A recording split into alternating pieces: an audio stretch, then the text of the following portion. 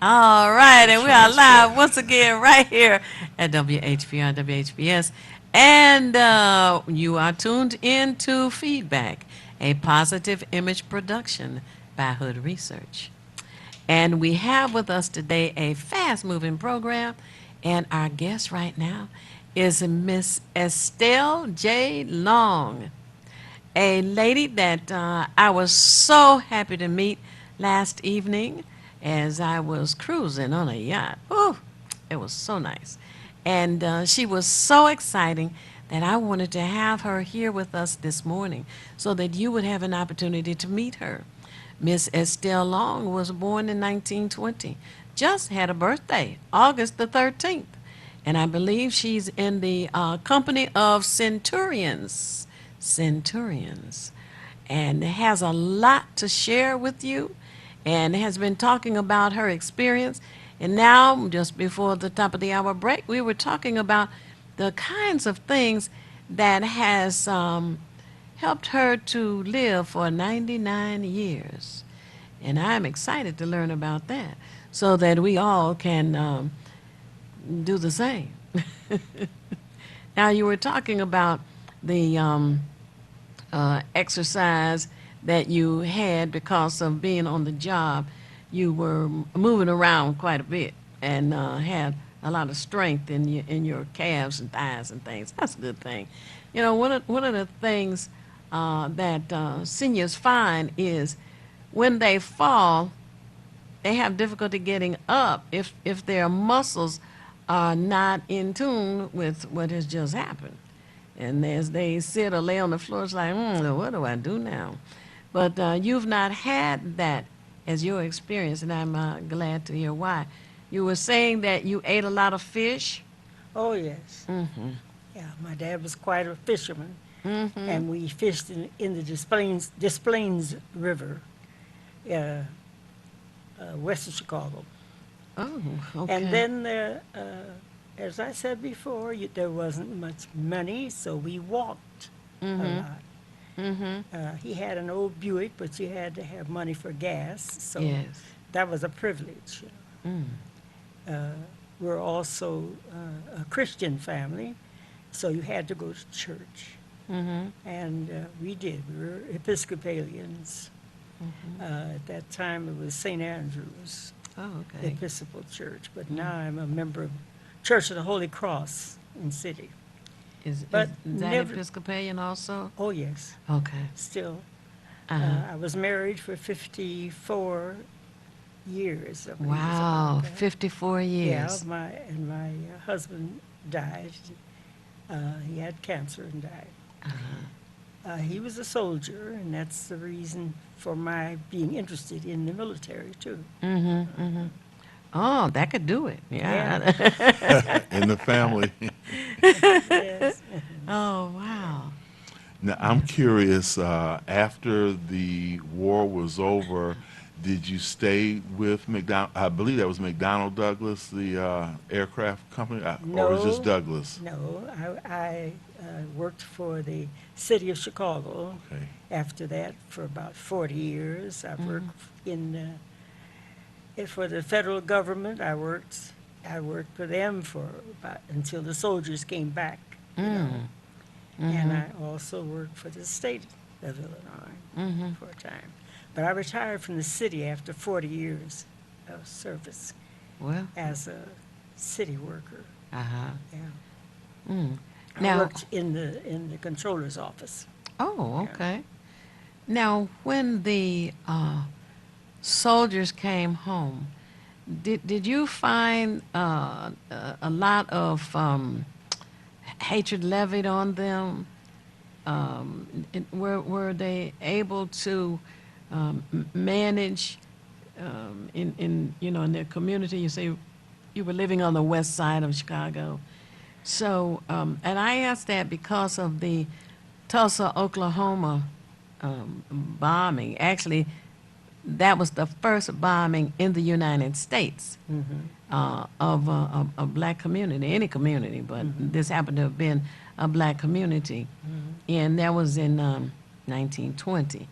But as time went on, it seemed that there was jealousy of the abilities of African Americans and the kind of hatred, but you would have had segregation. So, did that make it better or worse for your community? There was an evident distancing of whites and blacks, Mm-hmm. and even the Jewish people. I lived in an area on the west side where there were many nations, many nationalities, and there was a difference in the jobbing, you know, the ability to. But I had gone to junior college, Mm-hmm. and then I went on to. I had more bases than one because I was also a musician. Oh. I played French horn Oh, wow. and piano and organ. Wonderful. So there was a chance for me to get a job somehow, somewhere. Mm-hmm. And I was a person who would get a job Mm-hmm. because I went many places. So Wow. I worked in dress shops and just different places until I found my place. Mm-hmm. But again, the situation was really taught. West of us were the family of Hebrews, and if you had no other job, young black women could always go and take care of their children. I did that too. Oh, okay. So as I said before, I had a multiplicity of jobs. Oh, wow. Yes. You know what I like? Experience. When you first asked her a question earlier, Theo, and she said she was a busybody, she just proved that. And I like the idea that you said musician because I'm a guitar player, Yeah. but the thing I never learned was to read. And so I know that when you learn to read music, it makes you that much sharper because it's a whole different language than what we would have if we were looking at a book. And I think, you know, for me, that shows the clarity of your mind. And this is another thing for many of our elders to just kind of keep in mind, too, that you must remain active, which is why we always promote here Wayne County Community College, because at 60 years old, you can go for free. So there's no reason not to be a busybody because there's so much to learn. I'm extremely impressed as well. And I'll just make a quick footnote because I was at the African World Festival yesterday and I actually talked to some people from Wayne Community College. So those of you who are interested, next Monday will be the first classes for this upcoming semester. So make sure you take advantage of it because you'll see me on campus. That's right. That's right. And I'm going to be a And it's, busybody too. And it's not too late to register as well. Now, did your mother teach you piano and or organ? Or No, what my classes? father was a musician in the family. Oh my goodness. My mother played the piano. But, Okay. My father's association with other musicians put us in I'm a mid kid. I had a sister younger and a brother older. Oh, okay. And so we were all musicians. My brother played with Nat King Cole. Wow. He played trombone with him when he had the band. Oh man. But back to the business of training, Uh-huh. you had to take piano lessons. Mm. And since my father was a musician, Uh-huh. that came rather freely. So Oh, okay. we determined to make a pianist out of me, but it had started in high school because I learned to play the French horn in high school. Oh, okay. So I traveled with John Marshall's, the Marshall High School Mm-hmm. Orchestra Mm. for any time they had contests. Oh, And there were okay. 2 black students in In a band? the 40-piece, yeah. Whoa, 40-piece band. Oh, Orchestra, you know, yeah. I miss that. My father and his brother were musicians also. And we have to talk about that. Yeah. But you said that you went to community college. Was it integrated? Yes, yes. And the kind of reception that you received on campus, was it, how was it? Share. Well, that's a little difficult for me to explain because of my personality. I just refuse to let people refuse to see me. Yeah, right, And right. I just also refuse to not be able to speak. So okay. it was a little difficult, no doubt about it. Right. Yeah. And if I can make a little leap here, when we had a Black Mirror in Chicago, the Was this Washington? the young lawyer the lawyer population, Uh-huh. which were young Jewish people for the most part, Mm. were so upset that they would trip you as you walked along the city, Oh, across the campus of the city hall. yes.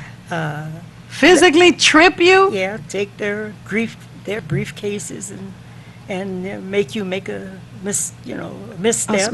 Yes. And then when you'd go in the city hall, they'd hold the door so that you bump your head. And- They oh. were quite upset when Harold Washington was Was mayor. elected mayor. Yeah. So we Oh, went boy. through all that too. Mm-hmm. But Mm. I'm just trying to keep my thoughts in a row since there's so many years. Right, And I then when you understand. ask me questions, but then I think of something else. Yeah, there's nothing wrong with that. Yeah. I am very appreciative of the history that you're sharing. Yeah. I really am. Now, I'm trying to think of the years that Roosevelt was president, not Theodore Roosevelt, the other Roosevelt, and there were Marines. There were black soldiers. Okay, they wanted to be in the Marines, but the white Marines did not want to fight next to them, which was kind of crazy. But anyway, so President Roosevelt established the Montford Marines, and we have a Montford Marine base here in the city of Detroit. Oh, I see. He established one of their own, so they have their own separate unit. And it's interesting that there were some European Americans, white folks, who were concerned about equity. And of course, they couldn't always establish everything that they may have wanted to do, but this was one of the things that President Roosevelt did. Yes, you want to say? Well, no, but my thought, when I think about that, and I don't know how much of this bio may be yours, but it was saying something to the effect that maybe the Black Riveters had to go through a separate entrance than the. No, not in Where? Chicago. Okay, Not in Not in Chicago, Chicago. thank Okay. heavens. But there was somewhere else they had to do that. Well, evidently. 'cause, They had I mean, riveting, that's I mean- I think that's a Detroit woman there. Oh, Yeah, okay, So okay. it could have been Oh, right. here. It's possible that it might have been at Willard Run. okay. Yes. As a military But we didn't airfield. have that problem in Chicago. Uh-huh. But like I said, there were a lot of things that happened that you just had to be bold and strong enough to just overcome. You made your daily way to make your dollar, to keep your family together, and to do what you had to do. One thing that I'm very proud of is that you said you would not let them, because that's something that we've allowed. Sometimes we've gone along with whatever the status quo was and accepted it, but you made it a point to, number one, they were going to respect you. And and this is something I think we all need. No matter what generation of African Americans, we have to establish that in terms of respect. And then I think that because of, like you say, the boldness you just mentioned, that also makes not only them respect you, but it draws them into you as well, because they see that the type of person you are. You're going to hold your ground. You're going to hold your head up and everything. I'm just really impressed by that because it's not a lot of us who are brought up along that way. And I'm thinking as well that your mother and father had that very strong influence of building confidence in you, which is something that we still need to do to this day. Yes. Absolutely. Yeah. And Well, that. they were both teachers, so they, Oh. yeah, they believed in your children being children, but still being people. Right. And taught you how to stand up for yourself That's right. as well, and that was a part of you being able to live to be 99 years old. That is wonderful. The young people who were around in your neighborhood, did they, I should say, did all of these good things rub off on them where they would stand up for themselves as well? Well, for the most part, I grew up with a girls' club. You know how you get Ah. these clubs together, Yes. and there were 14 of us, and we were in various stages of education. Mm-hmm. Some of the fathers worked in the post office, and some the various jobs, like even now, and we formed as a 14-piece group and traveled together and allowed certain things to happen to us and allowed certain things not to happen. For an example, if we went to, did you remember the Delisa Club in Chicago?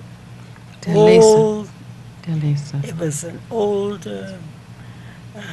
big house. Most of the black entertainers went through Club Delisa. Ah. Yeah. Wow. Okay. Okay. We would go in a group, and there were certain rules and regulations. Mm-hmm. There weren't any break-ins by strangers, or we traveled together and we came back together. Mm-hmm. We were West Side group. Oh, okay. Was the Delisa Club for African Americans, or was it? It was multi- owned by Italian people, Okay. but black people used it. All the famous musicians went there. Oh, Yeah. okay. Wow. And that was on the west side? South also? side. South side. 55th, I think. it Okay. was, yeah. Two things. First, I want to remind our callers that the calling numbers here are area code 313-868-0342, 868-0351, and 868-4336. Now, how do you spend your time now? I mean, because you got such a rich history, and are you thinking about a book? Because you're a book, as far as I'm concerned. Yeah, I yeah. would love to read it. Well, I associated with the Flyers through being a military family, my father and my husband, and I wrote them and helped to support them quite a bit for the many, many years. So now my mail comes in that high daily. Wow. You know, Oh. and I'm still writing and still supporting as much as I can. Wow. Okay. And it's Um, a situation where you just keep busy. Yeah. We do have a caller, but I just want to say, even before I take the caller, that this is proof that an active body and an active mind can transcend anything. So That's keep that right. in mind. Absolutely. Hello, caller. You're on the air. Would you share your name and how you're viewing us, please? Otis Matt from African Town, Oh, thanks. sitting on the front porch. All right. I'll be 65 in November. Uh-huh. So I hope that God graced me to be in the right mind, as healthy as this sister is at 99, and having such a illustrious history. Yes. Theo and your co-host, these is what the things we should be doing when we got access to the public. Yeah. Every now and then, bring African Americans such as this on, and so we can get a history of people we don't read about in history books. That's right. People don't talk about, and we can learn about them nationally. So Theo and you and your co-host, I want to thank you. And young lady of 99, I love your spirit. Yes, yes, Thank yes. you. Thank you. Thank you. All right. You're welcome. All right. Bye-bye. Otis, I hope you'll be with us tomorrow evening at the Bel Air Theater, too. I'm gonna try my All right. best. Definitely, I've been listening to it. Yes. You talking about it. And what time it starts? 6 p.m. 6 We p.m. want the red I carpet hope and to the, see y'all there. the movie starts at 7. Okay. Thank you for Oh, calling. okay. You're Thanks for welcome. calling. Mhm. You're welcome. Bye bye. That's Bye. caller. All right. I was going to ask now, was your husband and was your father a part of the Tuskegee Airmen? No. My father was World War I. Oh, material. okay. Well, okay. Mhm. All right, I got And you. he was a musician in France, Oh, as a bandmaster. He played clarinet. mm-hmm. Played clear. Yeah. Okay. He played clarinet. He Oh, played. okay. He played clarinet. Yeah. Oh, wow. Yeah. That is something. So, like I say, we were brought up to be musicians because of his teaching. Now, when he taught school, he taught music. Is that the subject? Right? Yes. And your mother taught music as well in the school, or a different no, subject? she taught in Oklahoma. She taught school, just plain grammar school in Oklahoma. But okay. after she married him, she, ceased doing that. And then ended up in Chicago. But now, during that time, they had all subjects that they had to work on with the children, right? You said she taught in grammar school. Oh, yes. So she had to do- yes, many subjects. Yeah. Now, in moving to Chicago, did she have an opportunity to teach sewing and music in the community? My mother sewed. Did she teach We that? had, for all of the holidays, it was, my dad was a Baptist. Uh-huh. And there were many, many children in the Baptist church. Mm-hmm. My mother and her friends would make costumes for all of the seasons, like a summer festival yes. or a Christmas festival Oh, wow. or something. See, there have always been a lot of people around us doing a lot of things as I grew up. There was never any quiet space where you could say there was boredom, because there was none in my family. Right. Yeah. And that's why I wonder today why so many of our children talk about, oh, there's nothing to do, or I'm so bored, and what happened to creativity, That's right. And I don't even know if children, little girls have dollhouses these days, but in years past, they even had to make that, That's right. out of Yeah. cardboard and foil and Right. all of that. A lot you of know? imagination. Yes, yes. That's another thing that helps you to live longer. Right. And I like that because the community you were in, everybody was resourceful. Right. They took initiative, Right. and you used the word imagination because you have to be able to take whatever you're given and do something with that. And also, what I gather from it too, you were mentioning the group of 14 young ladies. There's a sense of community because we always talk about the village raising the children, and I could see from the parents that were around and their children and the association everybody had, you couldn't help but succeed because you had all these positive images and examples around you. And I just wish that we could have a little bit more of that now because our community desperately needs it. And I like the fact that, okay, a two-parent home, we talk about that, the parents in the home, the influence of the parents and everything. And you're an excellent example that not only were they an influence, but they were an inspiration as well for you to become who you became. And I love you, sister. You're just a beautiful example of what I want to be. Yes, Thank I you. second that emotion for sure. Oh, yes. Now, in today's society, have you decided to participate on the computer, the internet at all, social media as they call it? Well, Okay. computers, yes, because I'm working for the city. I had to do that. I had to learn the computer. All right. See Yeah. that? Yeah. See that all you seniors who are 60 years of age and have received that computer gift from your children, and Use it's it. in the corner in the box, hey, you get free classes at Wayne County Community College.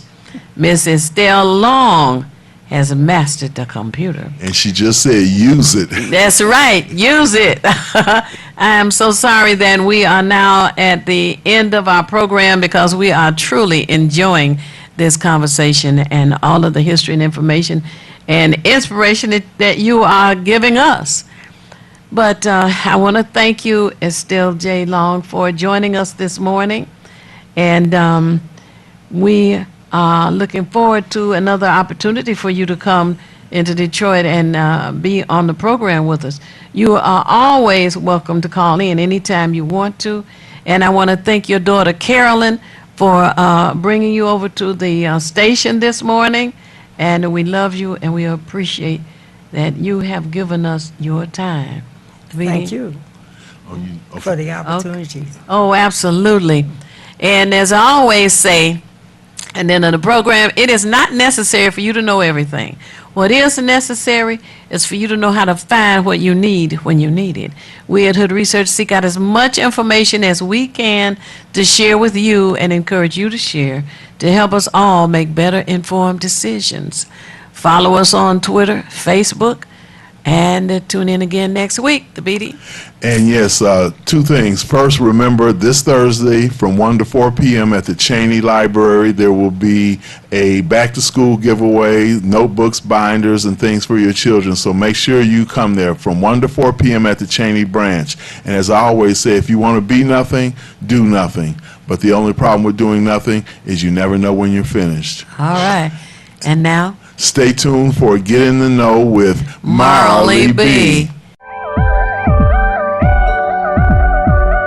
You're watching Detroit's own WHPR TV. Detroit Live. Hi, this is Thabiti Mpinda from the Feedback Program. You can watch me 24 hours a day, 7 days a week on WHPR TV Now app. Download our free app at WHPR TV Now. Monday at 9 a.m. Eastern.